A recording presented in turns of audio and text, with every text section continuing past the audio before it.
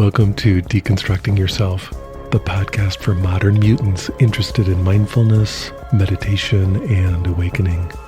My name is Michael Taft, your host on the podcast, and this episode is the second in a series of conversations with my friend and meditation teacher, Shinzen Young. Shinzen Young is an American mindfulness teacher and neuroscience research consultant.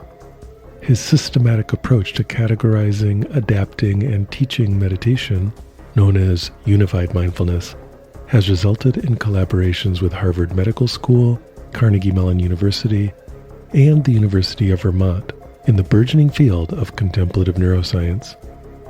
You can learn more about Shinzen on his website, shinzen.org, and check out his new book by the title, The Science of Enlightenment. And I'd just like to make one note here before we begin. As a longtime audio producer, I make every effort to give you the highest sound quality possible on the Deconstructing Yourself podcast. Despite my best efforts and the valiant work of my audio engineer, Stephen McNamara, there were unavoidable technical difficulties in this recording, and those resulted in it not sounding very good for the first 30 minutes or so. After that, the sound quality improves a lot, and I think the first 30 minutes is very interesting. I didn't want to cut it just because it sounded a little, or maybe a lot, not so good. So please bear with us for that first half an hour. It sounds quite a bit better after that. And now, without further ado or disclaimers, I give you the episode that I call Enlightenment's Evil Twin.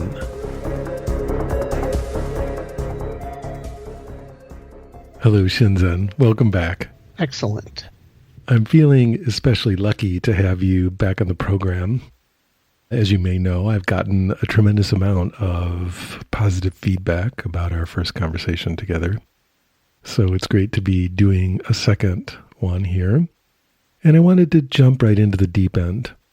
Something that occurs to me is that you have an unusual amount of personal experience teaching people to meditate.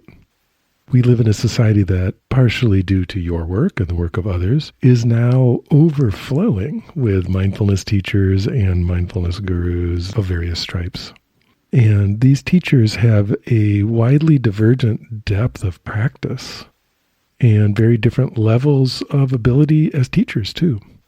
But what we don't have is many individuals such as yourself who have both decades of deep meditation practice and also decades of experience teaching other people. So because you have this unique position, something that occurs to me to ask you is, what do you see other teachers out there, to put it bluntly, getting wrong? What do you see as the deficiencies of mindfulness as it's currently being taught here in the West? Yes, very interesting question. First, let me make a little disambiguation of how I think of the word mindfulness. I like to use the English word mindfulness to mean contemplative practice co-evolving with science. Perhaps a more specific term might be modern mindfulness. So modern mindfulness for me is contemplative practice co-evolving with science. So contemplative practice is very broad. Contemplative practice exists east, west. It exists in traditional cultures, prehistoric, tribal cultures. It's very broad. But I see it as a unity because I can look at any contemplative practice and analyze it in terms of certain fundamental dimensions. The core skills that are developed in contemplative practice, explicitly or implicitly, are concentration, power, sensory clarity, and equanimity. So this gives me a framework to think of all contemplative practice within a sort of unified perspective. I like to use the term modern mindfulness for approaching contemplative practice from that unified perspective, but also the word modern implies that there is a cross-fertilization with science. Science has something to bring to the table that helps contemplative practice evolve. Contemplative practice has something it brings to the table that helps science evolve. So I see this cross-fertilization.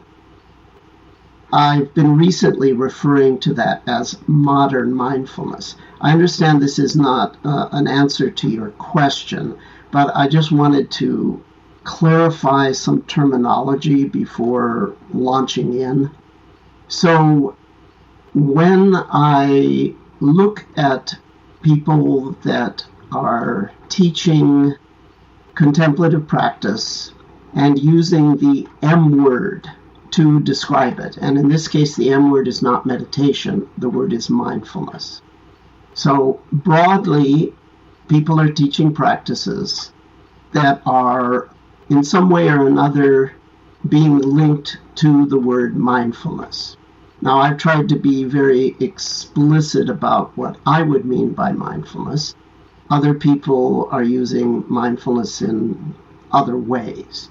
But if you were to ask me, do I have a single point looking at the whole spectrum of people who are using the M word, the mindfulness word, and teaching, could I point to something that could be improved and probably needs to be improved? Yeah, there would be something. There's something that jumps up.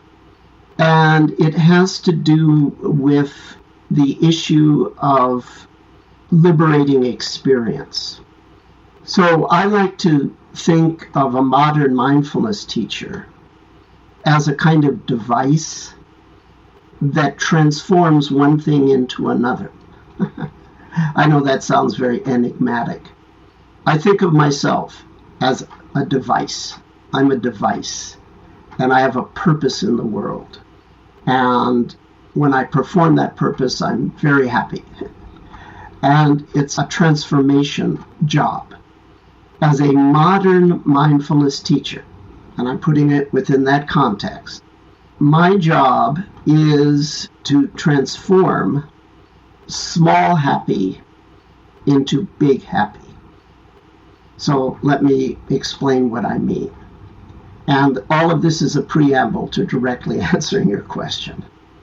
For a modern mindfulness teacher, the people that are likely going to be your students, your clients, your customers, if you will, they are probably going to initially come to you with a rather specific and circumscribed set of goals. And it may just be one thing.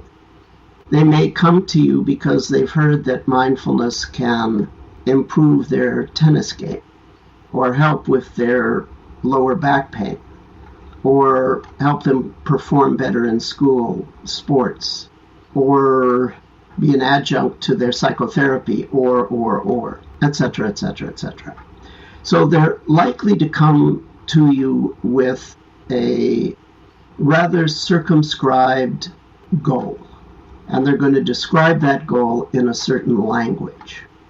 The way I think of, once again, a modern mindfulness teacher is that you internalize the language that they've given you for their goal, and you're able to understand how their small goal, that's what I mean by the small happy. Usually it's a relatively small thing that they want.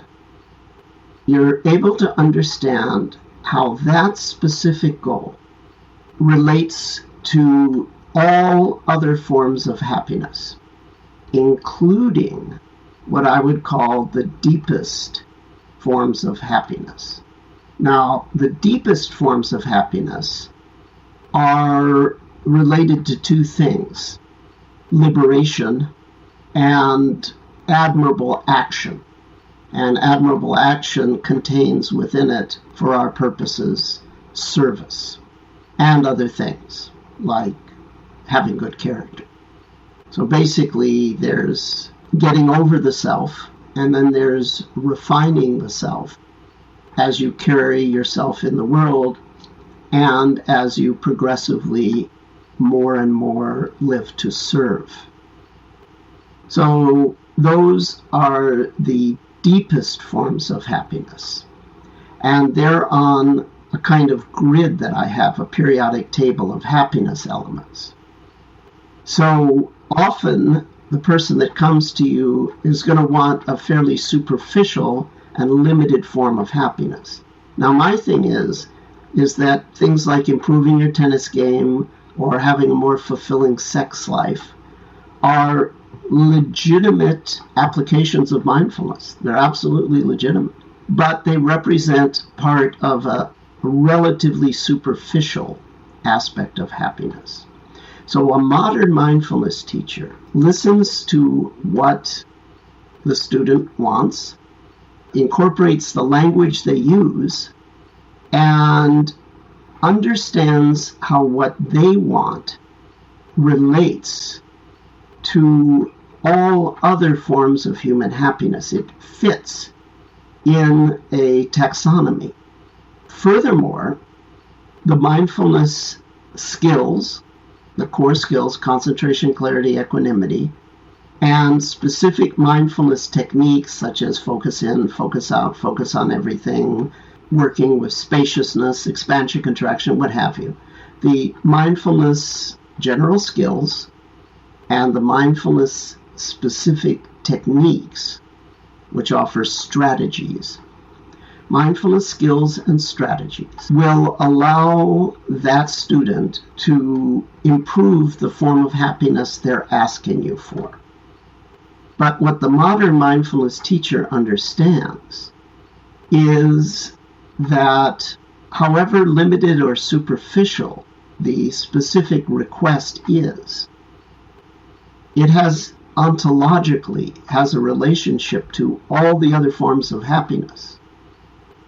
They fit in a very nice little matrix.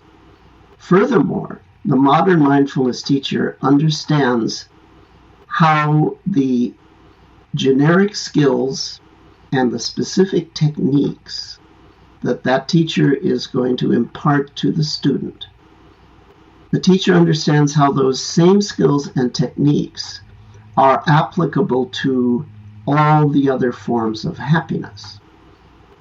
And gradually, in an organic way, well, I shouldn't maybe even say gradually, at an appropriate pace, the modern mindfulness teacher broadens the students' goals by pointing out to them how the same skills and strategies, by strategies I mean the different ways of focusing.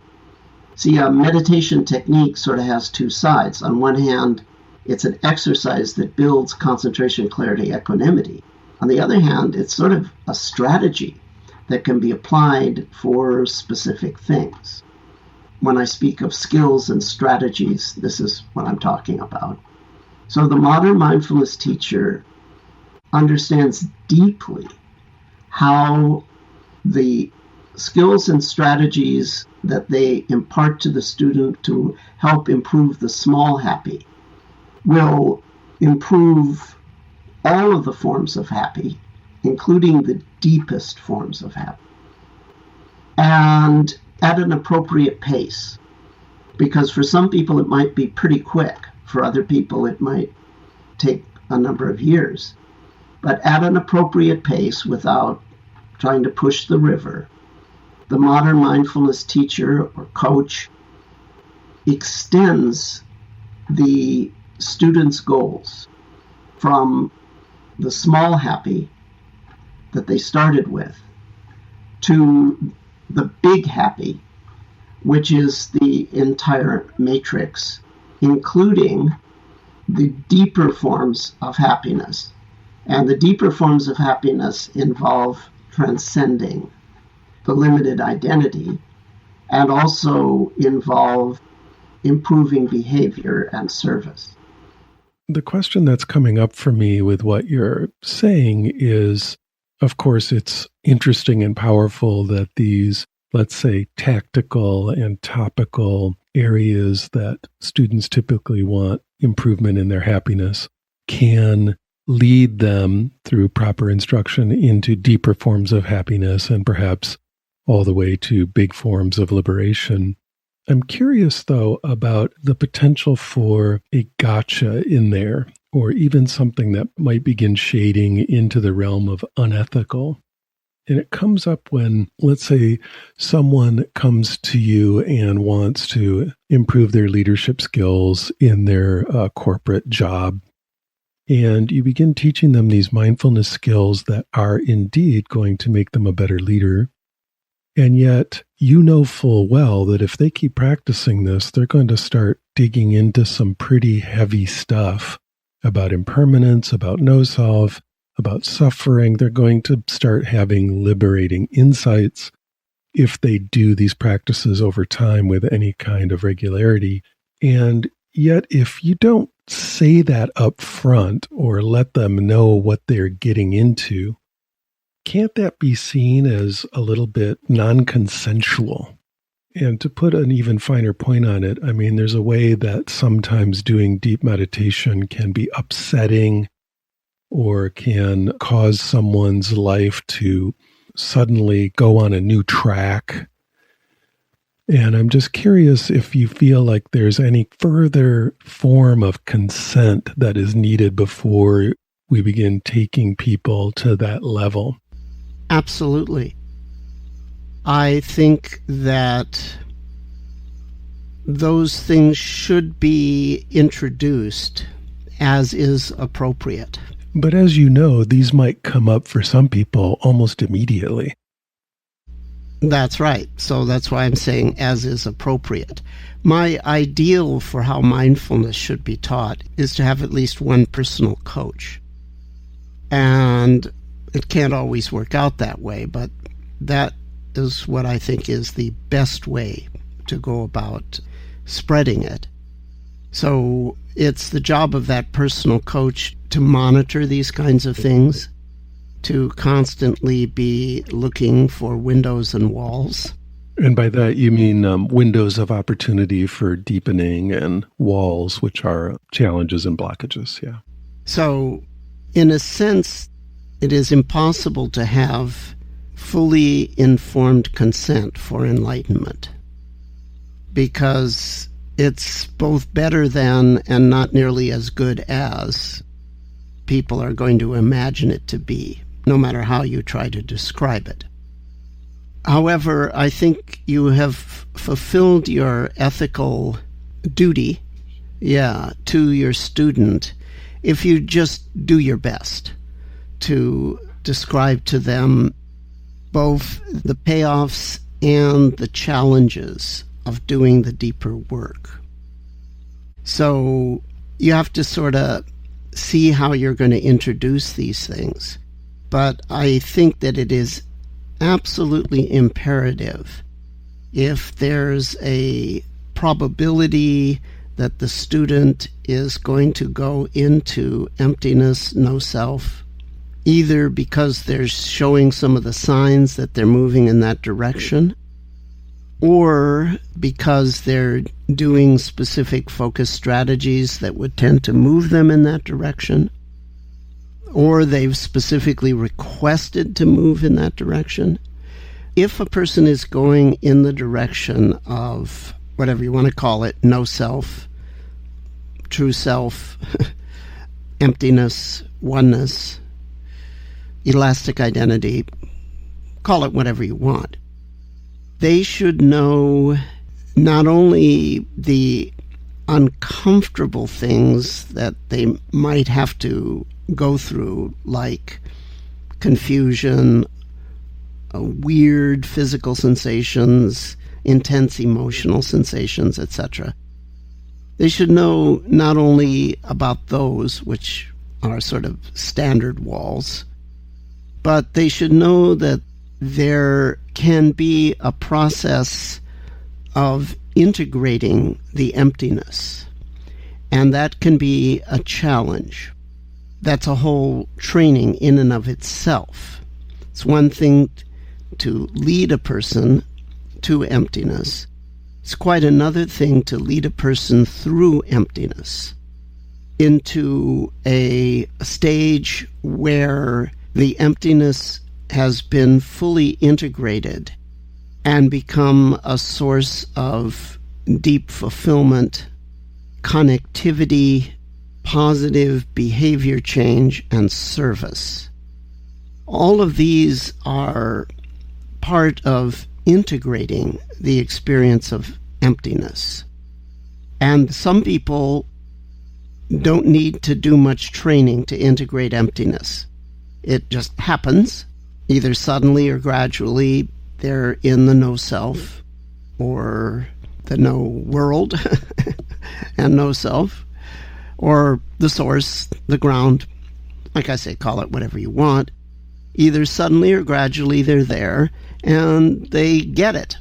And it's immediately something that brings a sense of fulfillment, connection, love, and empowerment to refine your personhood. It's just there for them, and they don't need any special training.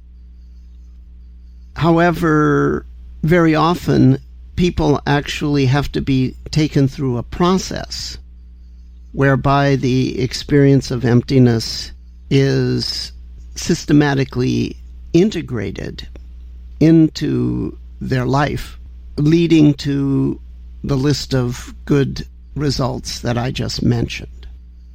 And the amount of input that they may need can vary from a little bit, which is quite common, to a pretty substantial amount, which is not uncommon, to an enormous amount, which fortunately is very uncommon.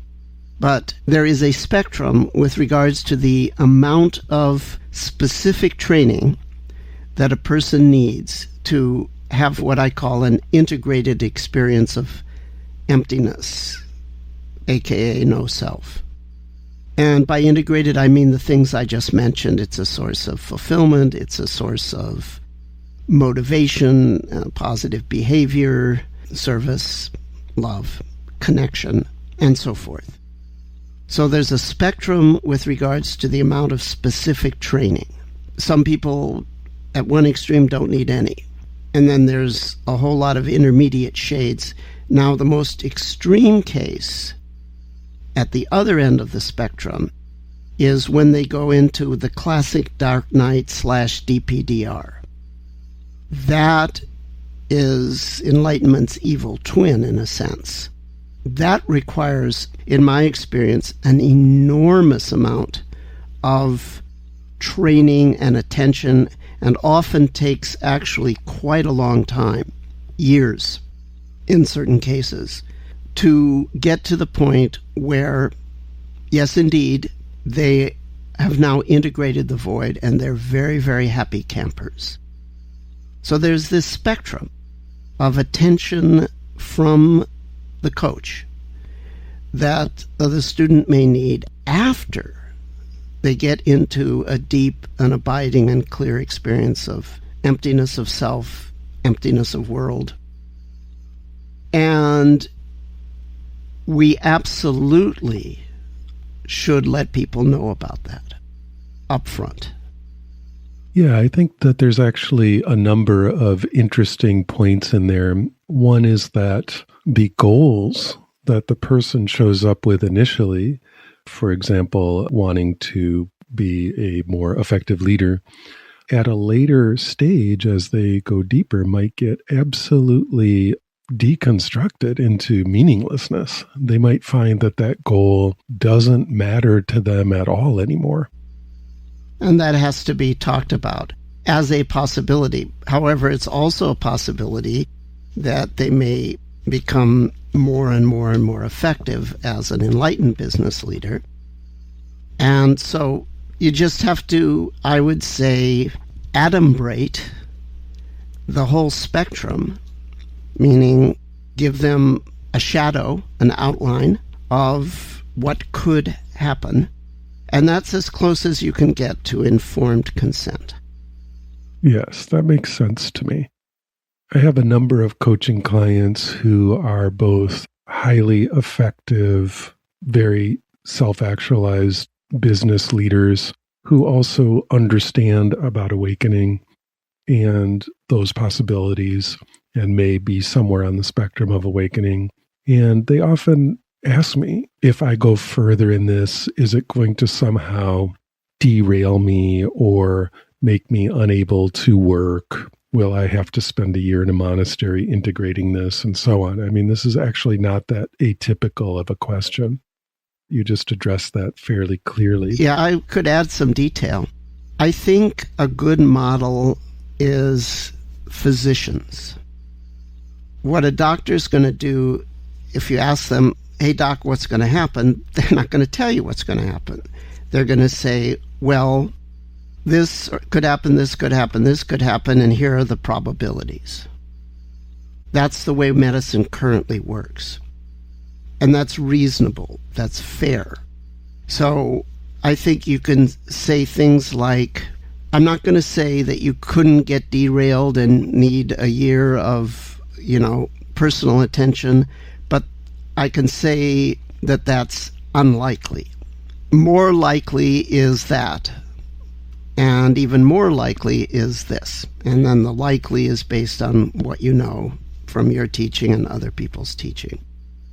So I always just give people some very broad probabilities just to give them a sense. When you get on a plane, could you crash? Yes. How likely is it? Actually, very unlikely, but could happen. The taxi cab ride over, more dangerous, okay? So people have some sense of proportion, I guess. And it's going to be a real spitball, ballpark, order of magnitude approximation. But I can point to examples of deeply liberated, highly effective business people. And so I can say there are role models for people who have pretty much completed the liberation process and still manage multi-million-dollar operations. Like Mr. Goenka, for example, with his business empire. I point to examples. I give a broad sense of the relative likelihood of things. Of course, you're correct. In almost every case, it's going to go perfectly well or relatively well and lead to very positive outcomes. People tend to have negativity bias, however, and they get very concerned or fascinated by the problems that may arise. So I'm curious, when you mentioned that at the far end of the spectrum, it can be difficult, if you can describe what that looks like and what the effective strategies for working with that are. It's interesting how people use terms. So mindfulness at one time was just a translation of the Pali word sati or satipatthana. And now it means whatever the hell someone decides it's going to mean because it sounds cool and that's how you sell yourself. I can't tell you how many times when I tell people that I'm a mindfulness teacher, they tell me that they are also a mindfulness teacher. And what can I say? I don't know whether to laugh or cry. I try not to be harsh, but I think you get the general idea. So a word becomes popular, and then it starts to become used in ways that are convenient. There's a term, dark night, noche oscura in Spanish. And it comes from the Spanish, from San Juan de la Cruz, St. John of the Cross, who was not a Buddhist meditator. He was a Christian. But he came to a direct experience of the divine nothingness, but had some real challenge in integrating that. And he talked about the dark night of the senses, which is working through your cravings and aversions, basically. That's a struggle everyone understands.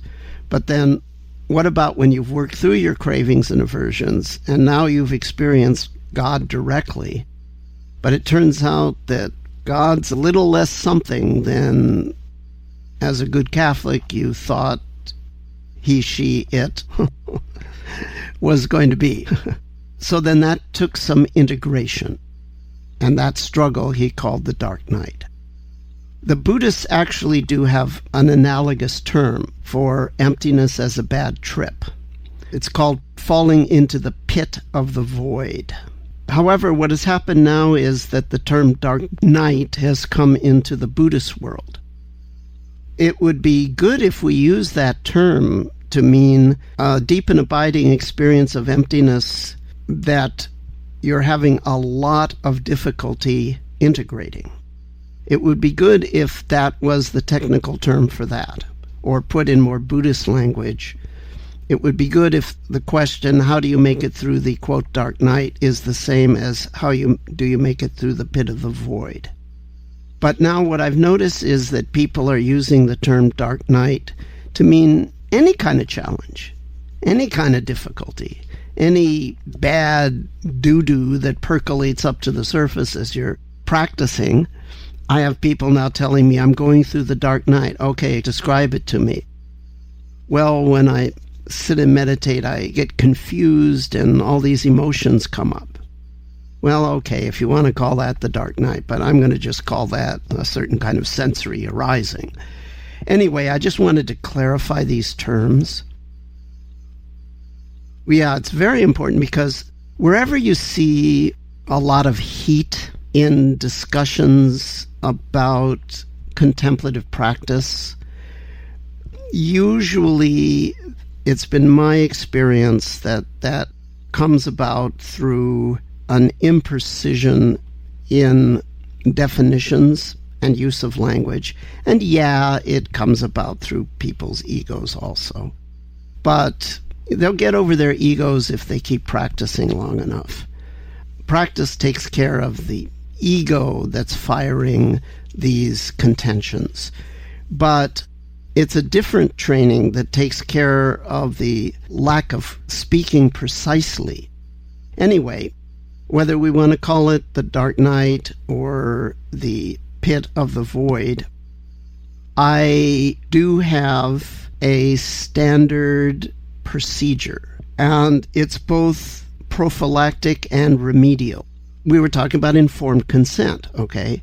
I actually don't run into the problem of the pit of the void or the dark night with my students very much. I won't say that it's never happened. It certainly has happened. But it doesn't seem to happen a lot. And I'm not sure, but I think part of that might be because I talk about it up front. And for me, the process that would be an intervention once they've fallen into the pit of the void can be introduced early on in practice as a prophylactic or a preventative measure to militate against that happening. You know, I like to sometimes be a little whimsical about things, so I sometimes personify categories and procedures with names just for the fun of it, for myself. So I have a 4-point procedure that both will tend to prevent the dark night or pit of the void, but also can be implemented as something to do if a person falls into the pit of the void. And I call it Johnny, my own language. That's Johnny Mercer, who was a popular songwriter in the 40s. And one of his songs goes, you got to accentuate the positive, eliminate the negative, latch on to the affirmative, don't mess with Mr. In-Between. Now, the lyrics of that mean something for that song. It's based on a Christian preacher that he heard. But I interpret those 4 in a very, very specific way. The pit of the void is Mr. In-Between. In between what? Well, in between suffering due to the somethingness of the world and safety, fulfillment, love, personal refinement, and liberation. So in between being caught in the somethingness of self and world and then this integrated void, you can have various degrees of Mr. In-Between. The really problematic Mr. In-Between is the pit of the void / dark night. Okay, so accentuate the positive. That's part of the training, to interpret the nothingness in ways that lead to fulfillment and other goodies. As I say, in many cases, no particular training is needed. People get it right away. It's like they see no self, they see the emptiness, and it's like, this is as good as it gets. But if they need training, what would it be? Well, accentuate the positive says selectively attend to aspects of the emptiness that are fulfilling. So what would that be? There can be tranquility, and you can train yourself to systematically to enjoy the tranquility of the emptiness. And it becomes more and more of a source of fulfillment. There can be an awareness that you can always go into the emptiness if you are facing a mind-body state that's untenable. You're sick, or you're injured, or you're developing Alzheimer's, whatever. There's the knowledge that there's this place of refuge. And you can train yourself to relate to it that way. So there's a sense of refuge. You can be fulfilled by the tranquility. You have a place of refuge. The emptiness or nothingness is a kind of dimensionless point that holds together all of creation. It's the omphalos mundorum, I guess. My Latin might be off. The belly button of all worlds. There's omphalos mundi, that's the belly button of the world. But there's the belly button of all worlds. And that means it's a direct connector to everything. The one nothing connects the 10 trillion somethings, or maybe the infinite somethings. And learning to tune into the connectivity of the void is a goodie. It leads to fulfillment. These are all accentuate the positive things. What else? Well, there's the flow of the senses, but there's also the flow of the motor circuits. So the void is bouncy. When it manifests through see, hear, feel, there is an intrinsic, delicious, dynamic just happeningness that perfuses each moment of see, hear, feel. And tuning into that at the sensory side makes life very, very interesting. You have the fascination of the newborn, because everything is new. It's like coming out of God moment by moment. That exact same just happeningness quality is present in our motor circuits. In each thing, it precedes, follows, and pervades each thing we do, say, or think. And learning how to detect the spring of the air. I think that was a book by Robert Boyle, one of the first physical chemists. He talked about the spring of the air. I might have the history a little bit wrong. There's a springiness that the emptiness has that is also in our motor circuits.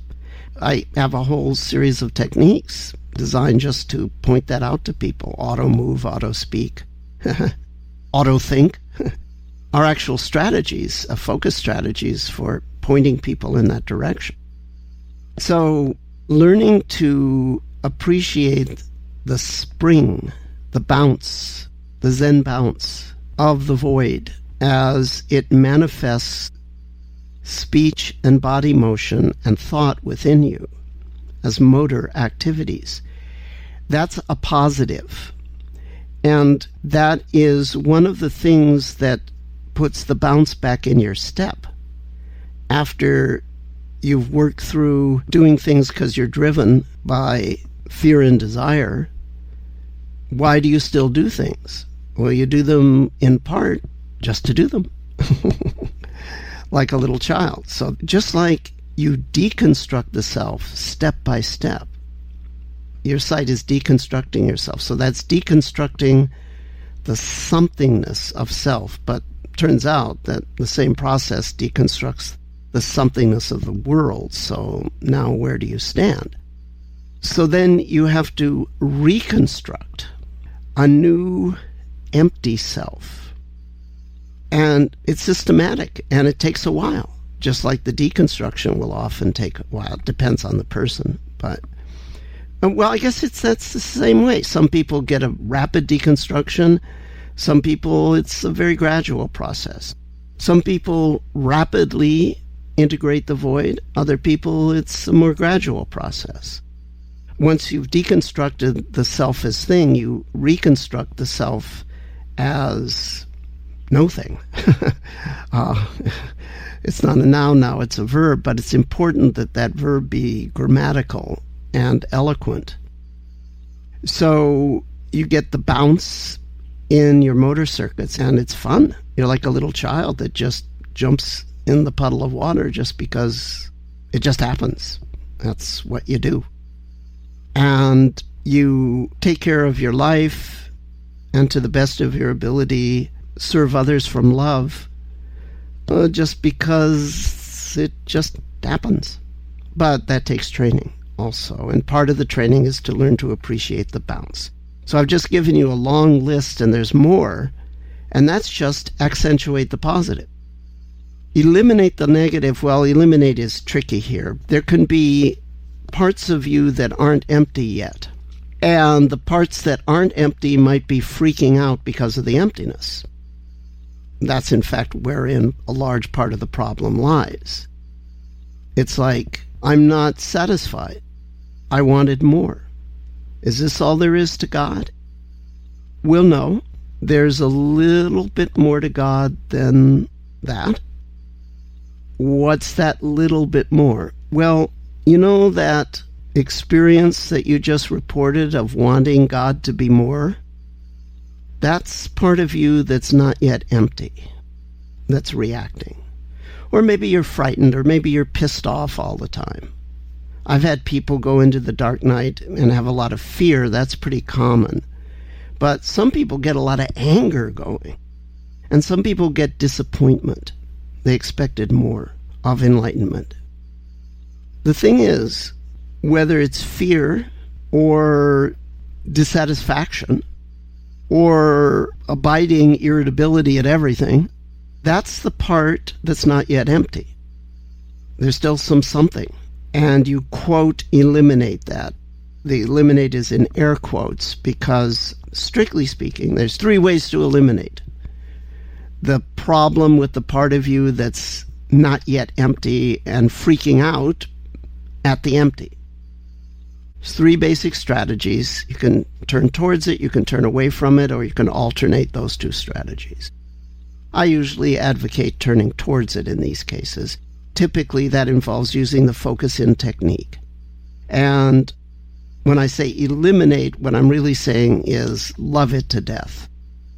So fully experience the part of you that's freaking out at the emptiness that it also becomes empty. Now, you could well say, oh my God, that will leave me no place to stand. To which I would say, just don't stand in that, oh my God. That's the part of you that is not yet empty.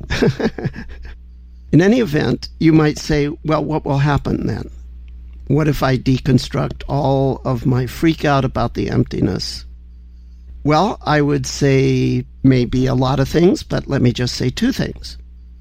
One is, welcome to the world of deep faith, which I take as the antithesis to the world of entrenched belief. There's deep faith, entrenched belief. Faith and belief sound similar, but they are distinguished in Hebrew, amun, amunah, and in some other languages. Anyway, welcome to the world of deep faith is one thing I would say. The other thing I would say to someone who would say, where is this going to lead me standing? I would say one of the greatest masters of all time, Master Lin Ji or Rinzai, talked about Wu Wei Zhen Ren, the authentic person with no fixed position. You will become an authentic person without status, without a place to stand. So accentuate the positive, eliminate the negative. Latch on to the affirmative. I take that technically to point to specific nurture positive techniques, like I call them see good, hear good, feel good, be good. It's like an extension of the notion of loving kindness to broader domains. If people are interested, they can look at my material, but it's one of my 4 quadrants, the nurture positive. You could think of it as generalized loving kindness, but it also involves cognitive reframing and visualizing positive behaviors or skillful actions, etc. So you intentionally use cognitive phrases, mantras, body emotion in different combinations to create positive sanskaras around the issues of behavior, cognition, emotion, and so forth. So that's a sort of reconstructing of positive go-to habits. I call that latch on to the affirmative. So accentuate the positive has a very technical meaning for me. Eliminate the negative, also once again, very technical meaning. Latch on to the affirmative, same thing. Don't mess with Mr. In Between means, in general, the above 3 things are going to help you get through. But more specifically, I take that 4th thing to mean that you may not be able to do the 3 things I just mentioned on your own. It's highly probable that you're going to need a support structure. One, or perhaps a team of people that have a track record in leading people through the dark night / pit that are going to keep you on track for the 3 things that I mentioned. So the don't mess with Mr. In Between, I take as a reminder that you may need to create a support structure. And depending on how severe the dark night is, at the most severe case, and once again, thank God, thank the void, thank nature, these severe cases are relatively rare. But we have to talk about them because they can happen. It's relatively rare that you die from a vaccination. But hey, I actually know people who have, okay? So we still give vaccinations, but we have to be realistic. So really rare, but in the most extreme cases, it may take daily encouragement for a number of years to finally integrate the void. However, as far as I have been able to see in my limited experience, and this is definitely anecdotal and not gold standard science, or even it's probably not even lead standard science. This is just anecdotal. Every case that I've encountered with enough time and support, they've actually ended up happy campers, integrated, just like the ones that don't have any trouble at all. Just took a lot of time and energy. Good. Thank you for clarifying that about the pit of the void or dark night. I do get a lot of questions about that, although I agree with you that it's extremely rare. Did what I say adequately address your needs? Oh, absolutely. I think part of the goal here is to put it out there into the world for exactly the reason that you mentioned, which is often just talking about it clearly immunizes the person from going off the rails in that direction. So yes. I feel like it's a public service to have the discussion. And it is really necessary because you can't do bait and switch on people. The contemplative practice is meant to be, in its classic form, a radical re-engineering of one's being. I think probably the next step in evolution. There's Homo sapiens, and then there's Homo sapiens variety illuminatus. It's a subspecies, and we're the early adapters. Maybe. I mean, it's ridiculous to claim to know the future, but it sort of makes sense when you look at the sweep of our evolution that this would be the next step. We get smart enough to correct our own evolutionary flaw. Well, as you know, Peter Bauman, whose music forms the theme music for this Deconstructing Yourself podcast, Peter Bauman and I wrote a whole book about the possible future awakening of the human species, not as a teleology, but just as a possibility. What was the name of the book? It's just called Ego. But before we go too far afield, I want to wrap back around. I felt it was really important to talk about the Dark Knight possibilities, but in a way that was a long tangent off my original question, which is, what do you feel teachers are getting wrong? And so I just wanted to make sure that we completed that thought. Right. I'm not sure I would use the word getting wrong, but I think I would use the phrase, there's room for improvement. So I think that most people teaching mindfulness probably don't get the integrated picture that I was trying to present of what I think a modern mindfulness teacher should be. Well, yes, in a lot of very popular American Vipassana traditions, they're loath to even discuss awakening or enlightenment at all. Well, that's true. I would say there's something generic, and then there are two specific things. So the generic is, I don't think that they get the big picture and the interrelationships between all the pieces. And because of that, they may not realize the awesome potential of the M word to change the course of human history. I say potential, right? We can't predict the future. So these issues that we're bringing up, to me, they're the kind of problems you like to have. As someone who grew up when Eisenhower was the president of the United States, as someone who was born while World War II was still happening, I'm that old, the notion that an import from Asia would have a substantive impact on the direction of North American culture is, well, it might not be quite up there with alien contact, but it's way up there with improbable. From the world that I was entrained into, and you do hold the world of your childhood. I'm still basically a little Jewish boy in 1950, deep down.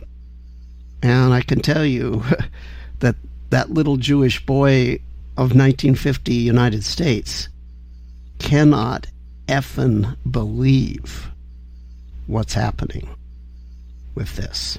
And so it's really good. We have the problems you'd like to have, which is, something is spreading very quickly.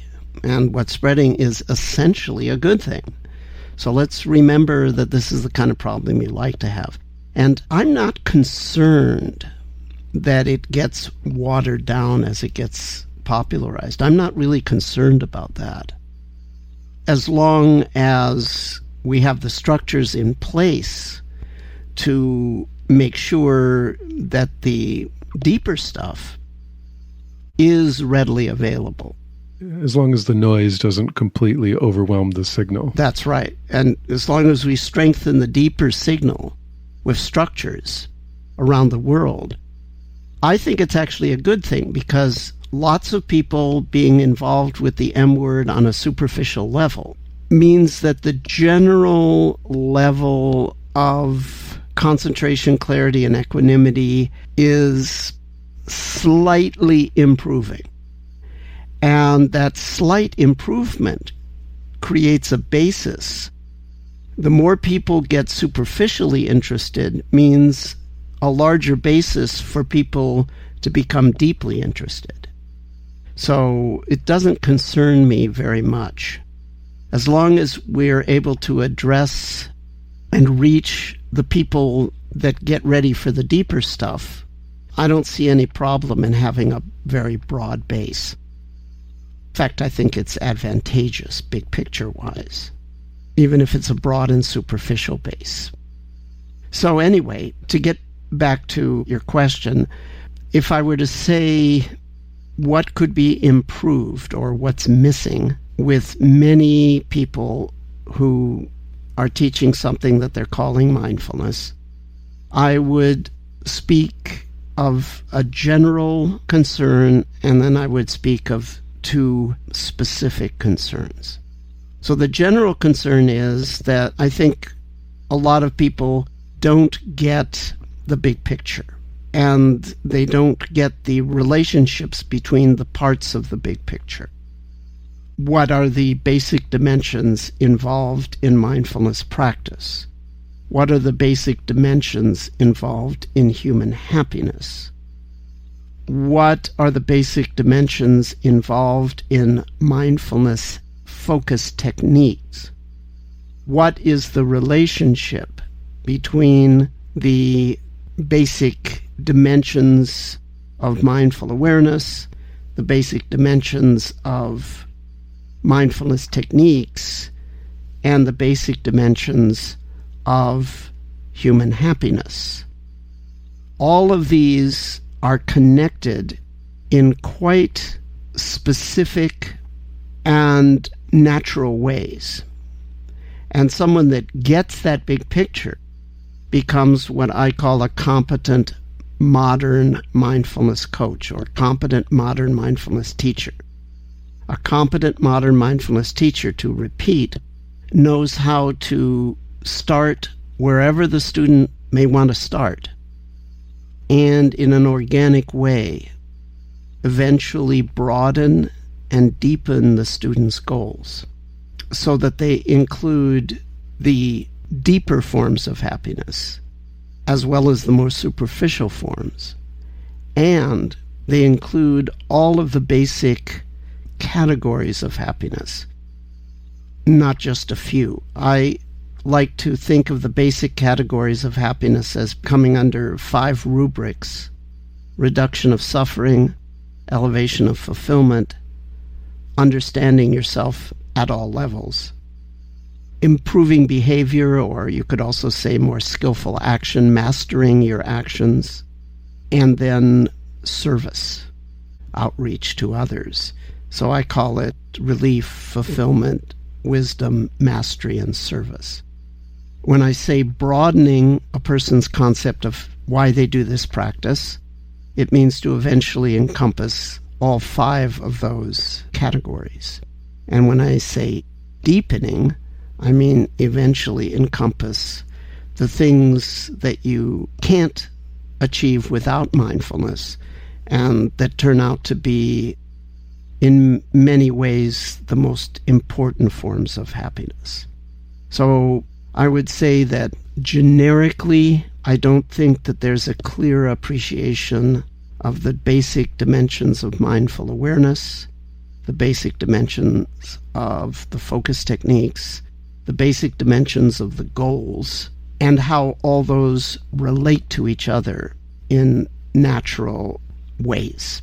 I think many people are not crystal clear about that.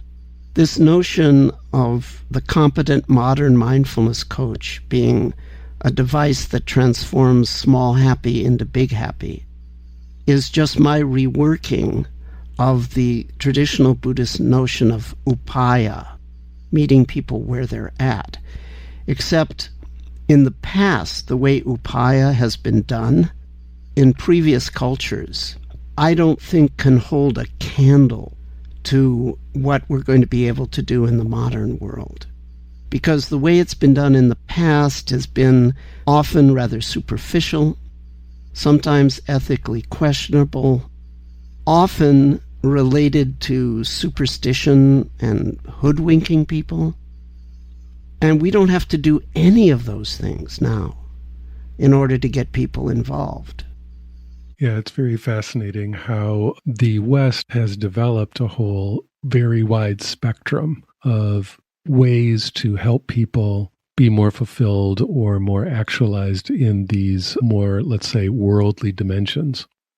And when you begin applying mindfulness from, quote, underneath that, going at the deep structures, the deep awakening, the integrating emptiness, and then start bringing that back through these already existing structures in our culture, it's not only unbelievably powerful and effective, but it touches massively more areas of life than these previous cultural methods had ever even imagined. Yeah, I mean, we are living in an age of, I have to come up with some sort of catchy phrase that expresses the notion of upaya on steroids. Or how about upaya on steroids?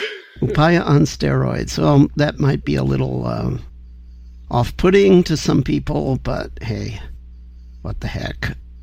Maybe we can do a little better. Mega upaya? Maho upaya, the great upaya. Maha upaya.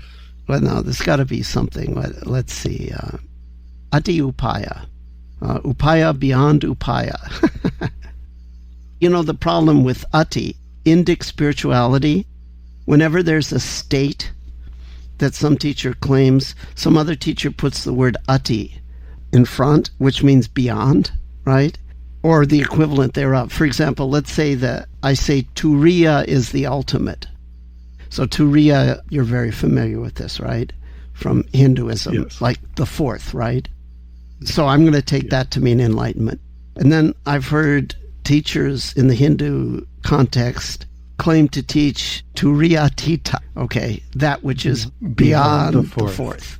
And I swear to God, I have heard Turiyatita, okay, that which is beyond what is beyond the fourth.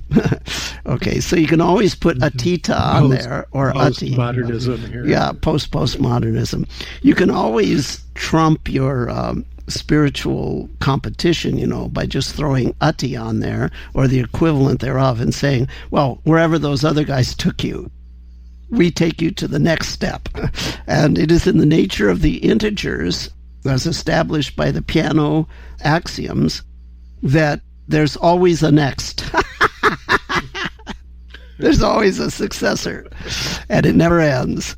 So we can play the PR escalation game on states, but maybe Upayatita. There you go. Upayatita. What is beyond Upaya?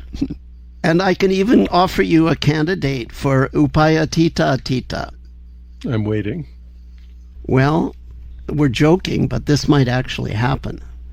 Someone comes up with a biophysical, technological process that doesn't replace practice, but exponentially speeds it up. So you get 40 years of growth in 4 years, say, with a techno boost of some sort.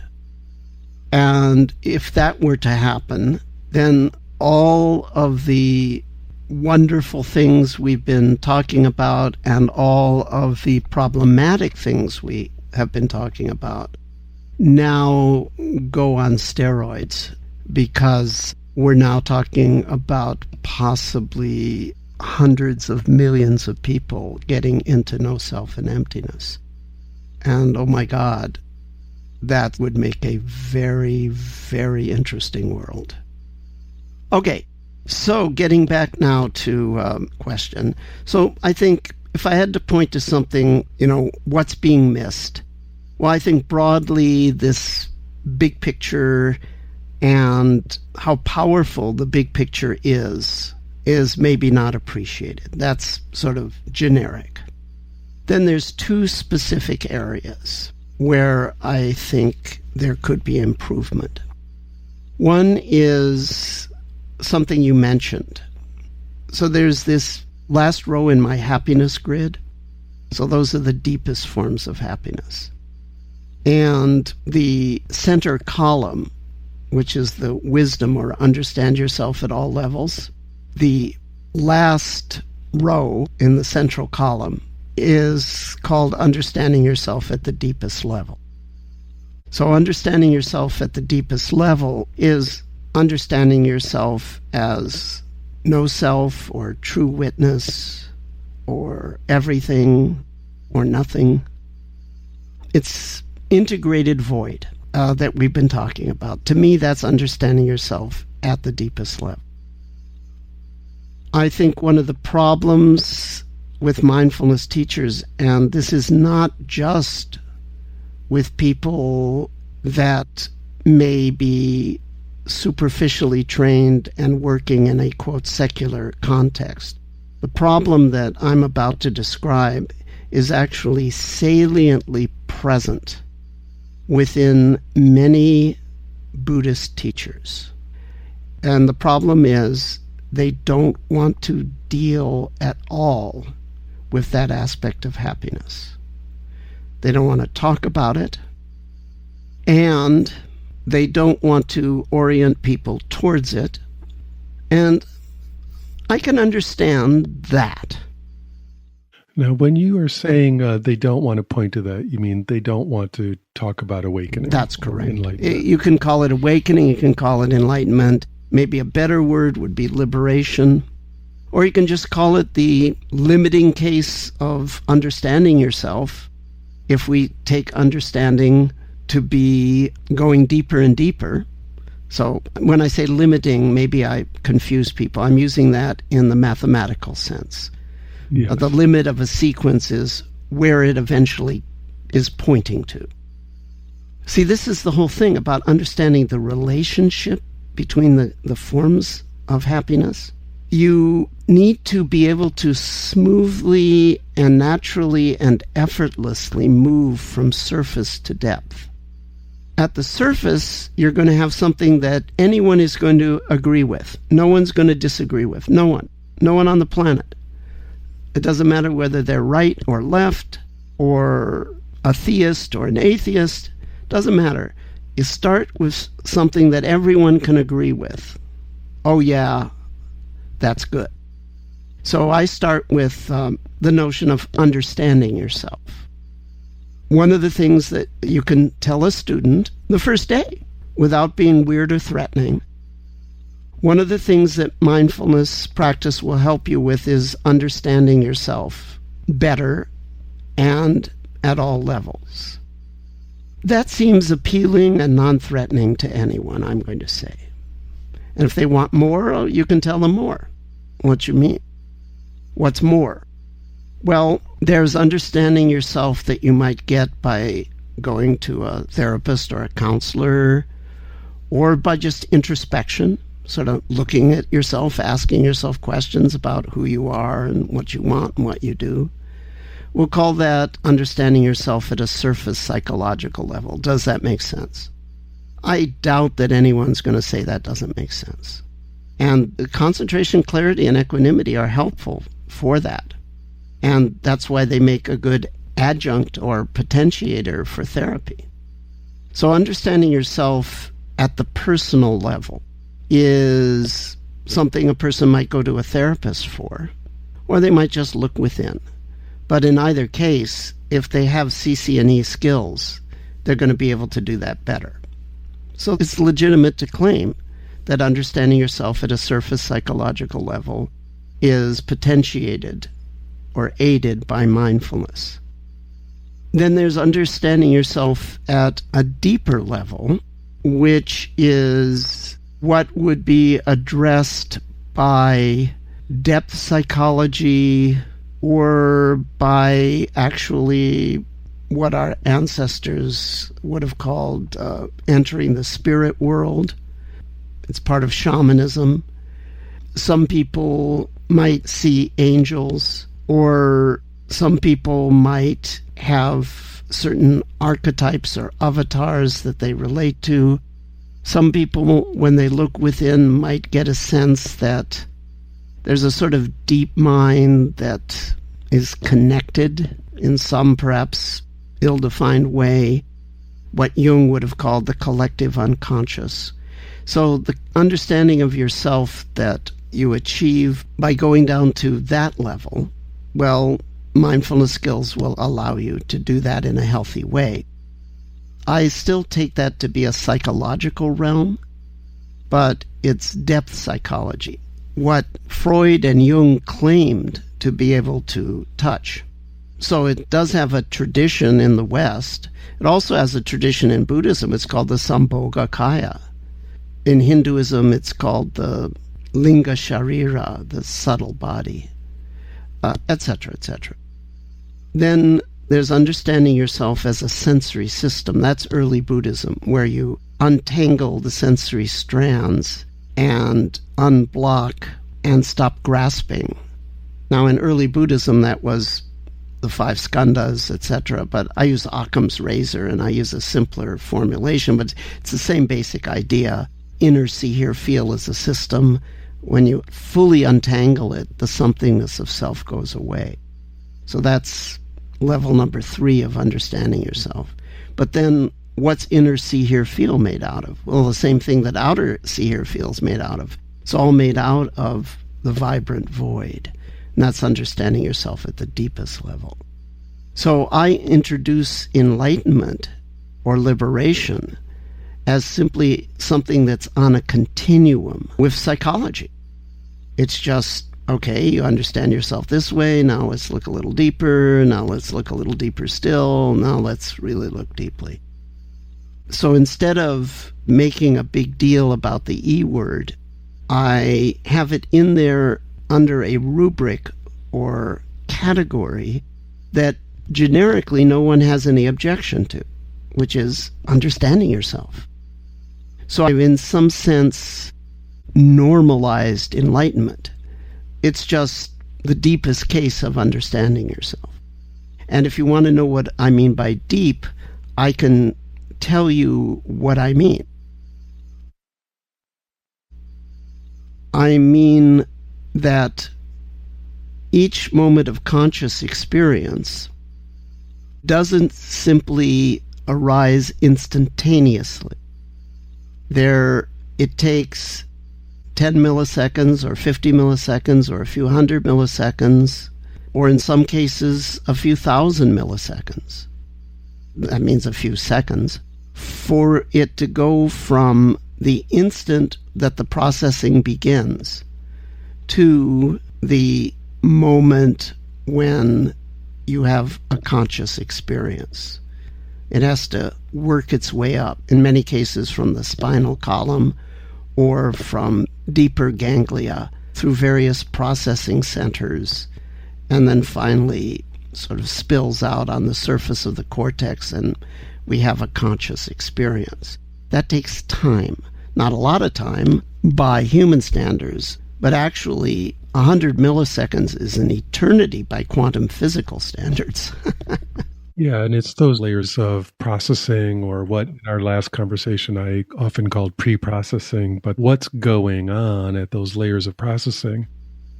That's a great term, pre-processing. Yeah, obviously it's so crucial to your experience of being a human being, but also it's those layers of pre-processing or processing of any experience that it seems like meditation is actually acting upon. You know, as you meditate over the years, at least in industrial strength, enlightenment-oriented meditation, you are reconfiguring those layers of processing pretty fundamentally. I like that term pre-processing. That gives me the word I was looking for. So there's pre-processing, and then there's pre-pre-processing, and then there's pre-pre-pre. Yes, right. However, this is not eternal regress, right? Because if you look at the natural numbers, 0, 1, 2, 3, 4, there's no largest natural number, but there's absolutely a first natural number. There is a first process. There is the 0 level. Okay. It doesn't go pre. It starts by an objective clock at a certain time.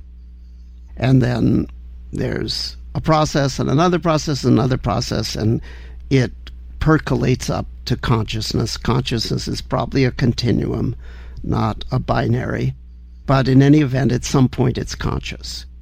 So if we look at the deepest level of pre-processing, be it visual, auditory, somatic, be it inner or outer, or be it motor, involved with motoric expression of body movement, speech, and thought. When we look at what the deepest level of pre-processing tastes like, they all taste the same, and they all look the same, they all feel the same.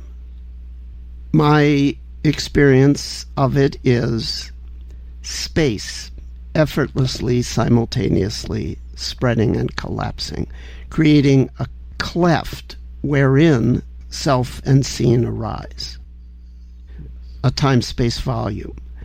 So it all tastes the same at the source.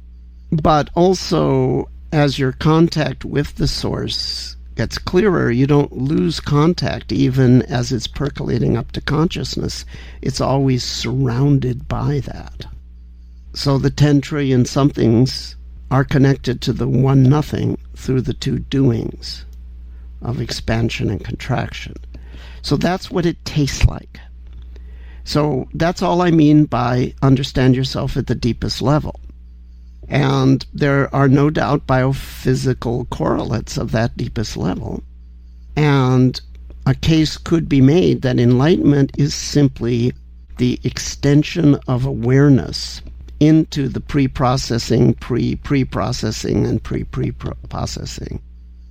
Extension down into those levels as far as it's possible to be conscious or somewhat conscious of them, and perhaps also helping them to function a little differently. Yeah, that's true. And that's what's so interesting, because there's a dialectical process. From a certain perspective, they always function perfectly. But from another perspective, their functioning can be improved. And I think we do both. I think we both see it as it is, and some teachers very much emphasize that. But I think we also change it to work better. Yeah, less resistance, less reactivity tends to, quote, improve the functioning of that pre-processing.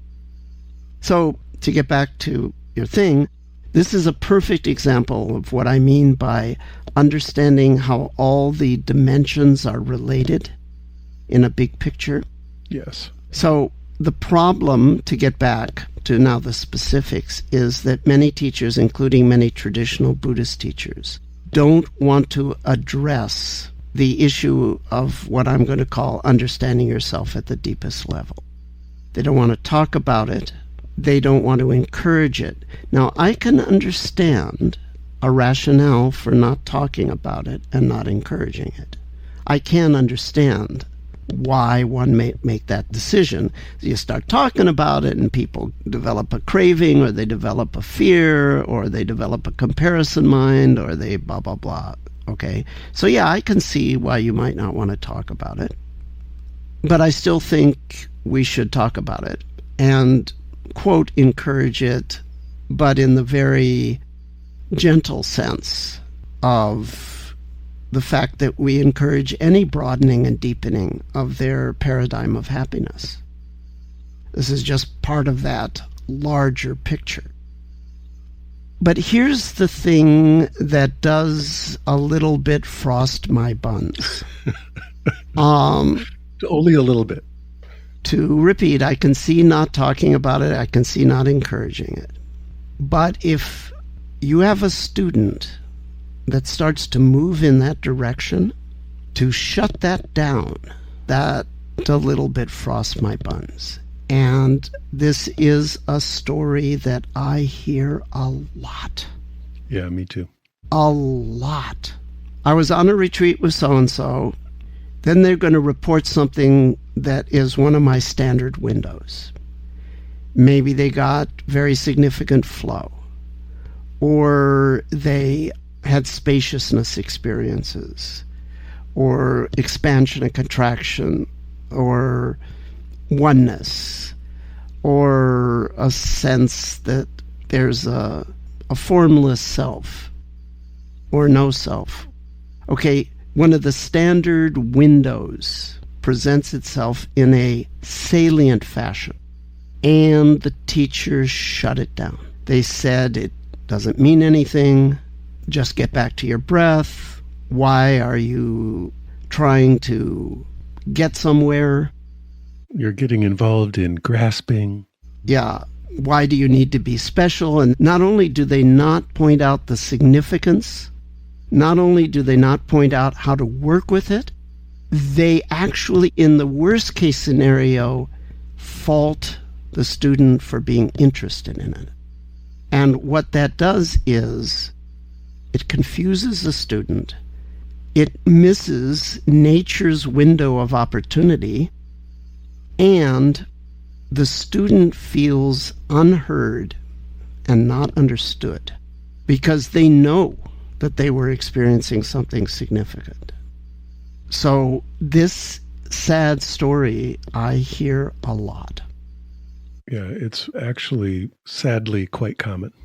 So that a little bit frosts my buns because it's the antithesis of how I go about teaching.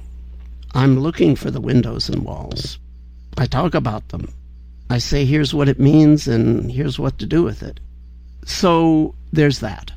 This unwillingness to address what is essentially the central piece of Buddhism. You know, what's wrong with this picture? You don't know whether to laugh or cry. Or I think of the current internet meme, which is, you had one job. Oh, I haven't heard that. What does that mean? You had one job and you couldn't fucking do it? Or right. Yeah. You had one job and you fucked it up. So that's specific point number one. What's specific point number two? That's specific one. Specific two is an inability. So there's a difference between an unwillingness and an inability. An inability to incorporate behavior change into the paradigm. So how do you bring in the issue of skillful action if you're teaching in a modern mindfulness context? So what I imagine you're talking about here is the sort of teacher who is so focused on the spontaneous, natural state that any activity at all that would somehow interfere with that or hope to change what's just spontaneously arising in the perfection of the moment is seen to be something that we're trying to avoid. We're just going to be with everything exactly the way it is. That would be one end of the spectrum. But there's another end of the spectrum, which is that they actually do talk about the importance of ethics, morality, character. It's talked about, but it's talked about in a way that I think is not optimally skillful for modern mindfulness. So that sounds very abstract. I'll make it more specific. Essentially, there's two things that people are worried about with, quote, secular Buddhism. One is it's going to lose its spiritual clout. The other is that it's going to lose its ethical compass. I've already addressed my take on dealing with the spiritual clout part. What about the, quote, ethical compass? Well, I actually think that's very important. I think we should address it.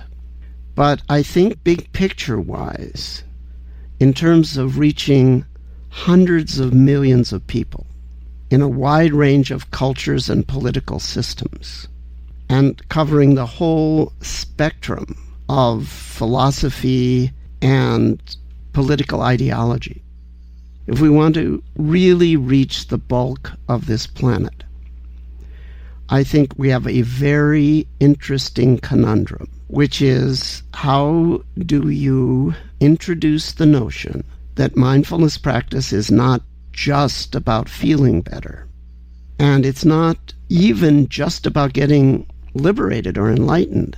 It's also about carrying yourself in the world in a skillful way. It's about having admirable character. How do we introduce that in a way that sets up no barriers for truly large numbers of human beings?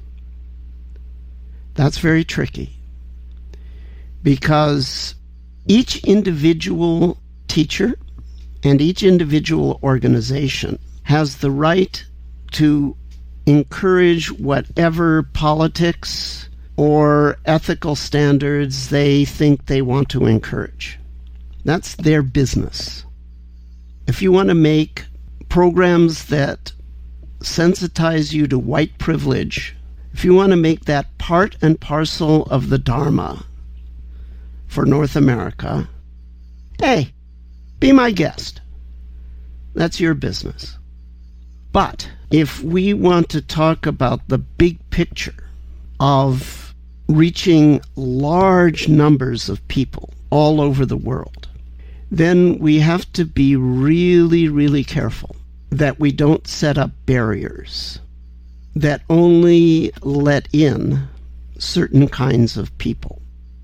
So, for example, we don't want to make a Buddhism or a mindfulness practice in America that is only accessible and comfortable for left-wing liberals.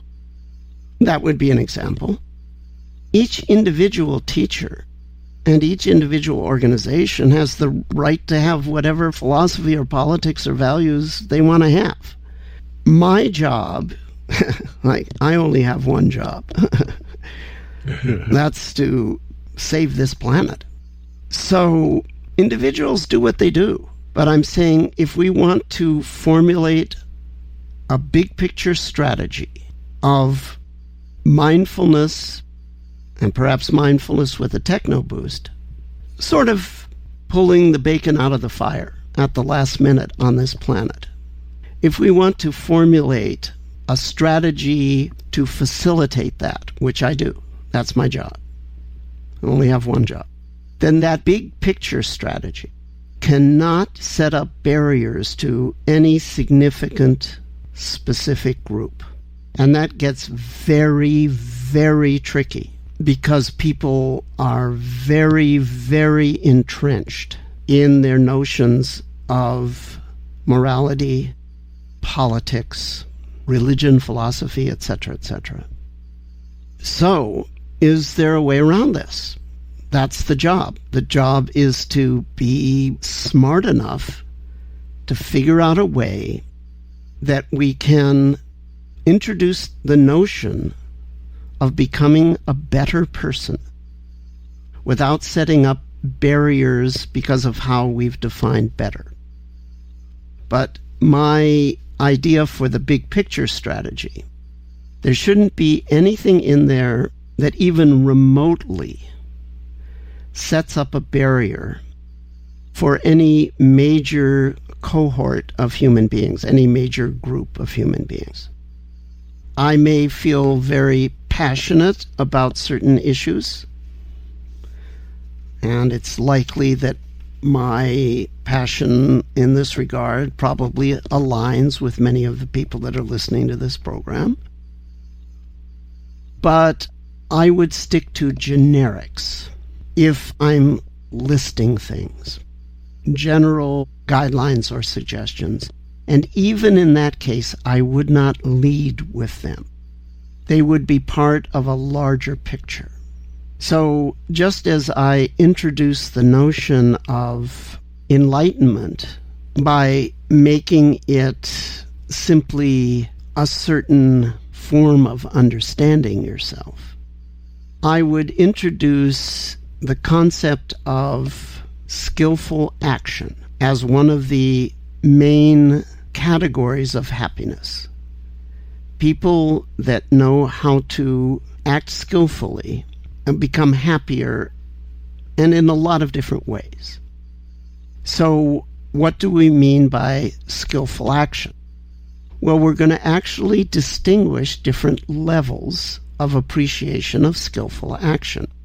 And we're going to play on the Buddhist meaning of the word skillful. Kushala in Sanskrit, kusala in Pali. So kushala originally meant skill in the sense of artistic performance.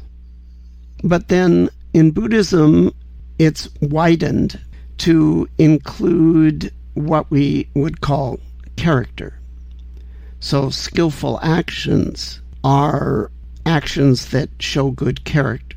The general guidelines for good character are the fourfold Shila for everyone, and the fivefold Shila, which adds abstaining from intoxicants. The fivefold Shila applies to anyone in a recovery situation. The fourfold Shila applies to everyone, all humans. Those are general guidelines. That's what I mean by general guidelines. However, as I say, instead of leading with those general guidelines, we're going to lead with the notion of skillful action, or using mindfulness skills, concentration, clarity, equanimity, and mindfulness techniques, focus in, nurture positive, and such, using mindfulness skills and mindfulness techniques to improve your skillfulness in acting. And just as there were sort of 4 levels at which we can talk about understanding yourself. I thought it was 5 levels. No, there's 5 categories: relief, fulfillment, wisdom, mastery, and service. And each of those has 4 levels. I see. And level measures, in some cases it measures importance, but the main criterion for level is a little more subtle. I classify the happiness types based on how obvious they are to the average person. So you ask the average person in the street, what makes you happy? They're going to say, well, if only such and such wasn't happening. If only such and such would happen. If only I was an incredible guitar player or basketball player or sexual athlete, etc. But they might say something altruistic like donating to charity makes me happy. Things like getting rid of a negative situation, getting a positive situation both in the objective world, things like understanding yourself psychologically, things like getting better at sports or professional skills, things like donating to charity that helps others. These are forms of happiness that anyone can understand. So they're on the surface. They're important. Doesn't mean they're not important. Not at all. It just means they're intuitive to everyone. The notion that you could escape into excruciating pain, the notion that a tiny pleasure could practically make you faint from pure satisfaction, the notion that at the deepest level you're a nothing that is connected to everything, the notion that the most important skills are character skills. They're more important than fun or even useful performance skills. These notions are not available to the average person. So just as we started with a non-threatening, universally inviting category of happiness called understand yourself, and then we say, oh, and by the way, there's all these levels, and here's how mindfulness skills and strategies apply. We open with the notion that everyone has aspects of their behavior that they would like to improve. At the most superficial level, that's playing a better game of tennis. Well, you know what? If we are willing to use the word skillful in that broad Buddhist sense, that actually fits. Okay, you want to improve your tennis game? Here, I'll show you how to do it. But everyone also has aspects of their habitual behavior that they want to change, beyond the notion of skill being performance. There's the notion of skill relating to character. And everyone has something that they want to change with regards to how they're carrying themselves in the world. I classify behavior change into 8 categories, and it's a tree of porphyry. It's a binary classification. A behavior change related to ethics and character might be to stop doing something you're currently doing. That's negative in the sense that you're stopping doing something. Or it could be positive in the sense that you begin doing something you should do.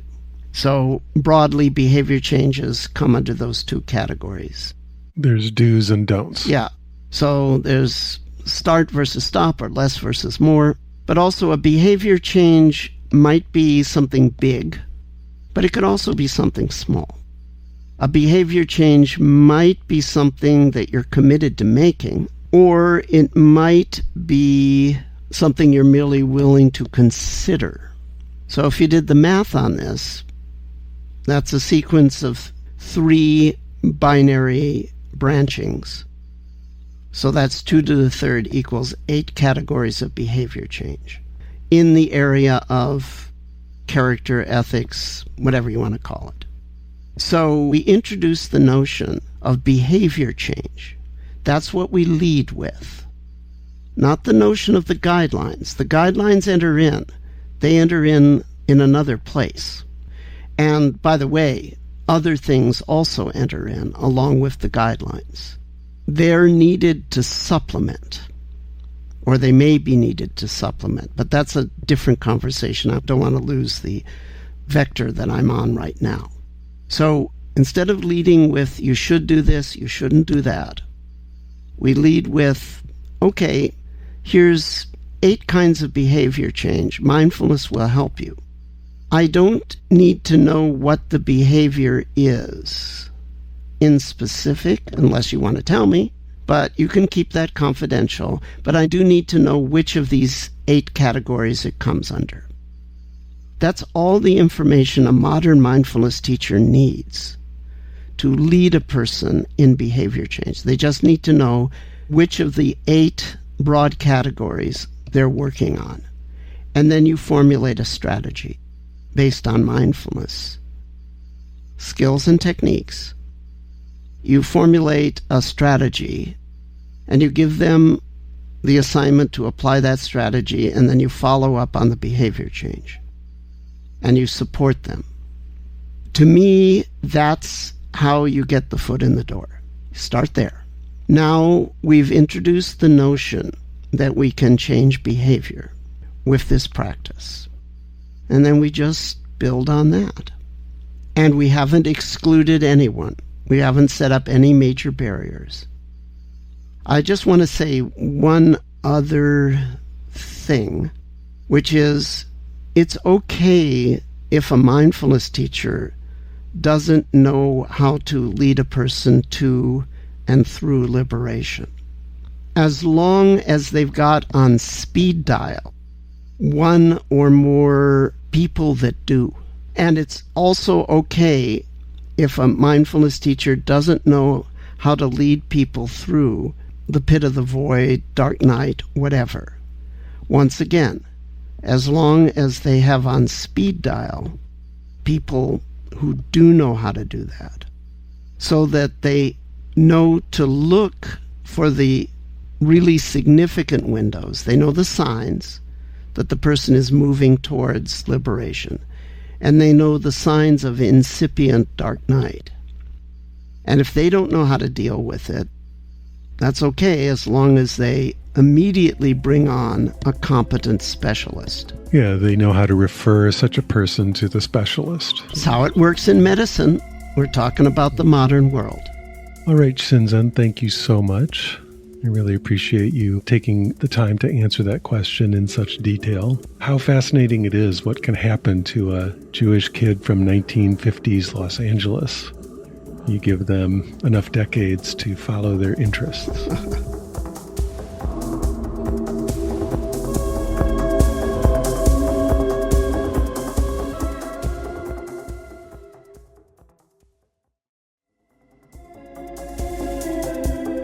That's it for this episode of Deconstructing Yourself. If you enjoyed the podcast, please rate and review it on iTunes. You can also recommend it to a friend or blog about it on social media. Doing that helps the podcast find its way to more people who may be interested.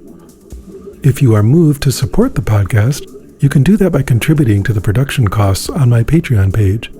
That's at patreon.com/Michael Taft. The money goes to support the recording, production, and bandwidth costs of this program, which are substantial, as well as equipment costs and more. By contributing to Patreon, you're making it possible for me to continue to create and share these conversations as often as possible. And there are some cool perks for high-level contributors. I deeply appreciate your support. I also have a number of free resources for you, beginning with my YouTube channel. I stream my meditation class live on Thursday nights, and then the video is saved so you can join me live or watch it later. The class usually begins with a guided meditation, and then we have a Dharma talk and questions and answers. There are over 150 hours of free guided meditation videos already on there, so if you're interested, that's quite a large resource, and it's offered to you completely free of charge. The channel address on YouTube is MWT111, or you can just search my name, Michael Taft. I encourage you to subscribe to the channel and then join me each week for a new live guided meditation session. It'll be great to see you there. Another free resource is my book, The Mindful Geek, which you can download for free by signing up for my email list. You can do that on the Deconstructing Yourself website. Just sign up and I'll send you a download link for the electronic version of the book. The email list is very low volume, so after the first few, there'll only be about 4 or 5 emails per year. And just by signing up, you get the book The Mindful Geek for free. So go ahead and sign up today. If you'd like to interact with a broad community of people interested in meditation, particularly those who engage with my YouTube meditation channel, I have a free Discord server called Deconstruct U. That's Deconstruct and then the capital letter U, Deconstruct U. You can search for it on Discord. There are a large number of discussion channels there, and it's free, so hop on the server and introduce yourself. We'll be happy to welcome you there. And of course, there's the deconstructingyourself.com website, which has articles, interviews, and more about meditation going back over 10 years at this point. So be sure to check that out. In addition to all the free resources, I also offer a number of live online meditation courses. These have proven to be very popular and sell out quickly. So if you're on my mailing list or the Discord server, you'll get notifications of when each new course offering is happening. So be on the lookout for those. Previous to COVID, I was doing a number of in-person retreats each year. Those will hopefully be starting up again sometime in 2022. So if you're interested, I list all upcoming retreats and more at deconstructingyourself.com/events. The Deconstructing Yourself podcast has always had excellent sound, which is the result of an amazing audio engineer and human being named Stephen McNamara. Stephen is an all things audio person with decades of experience in producing music and spoken word programs. If you're interested, you can contact him at his website, yogitar.com. That's YOGITAR.com. Music on the Deconstructing Yourself podcast is a track by Peter Bauman entitled Crossing the Abyss from his album Machines of Desire. Thank you for listening.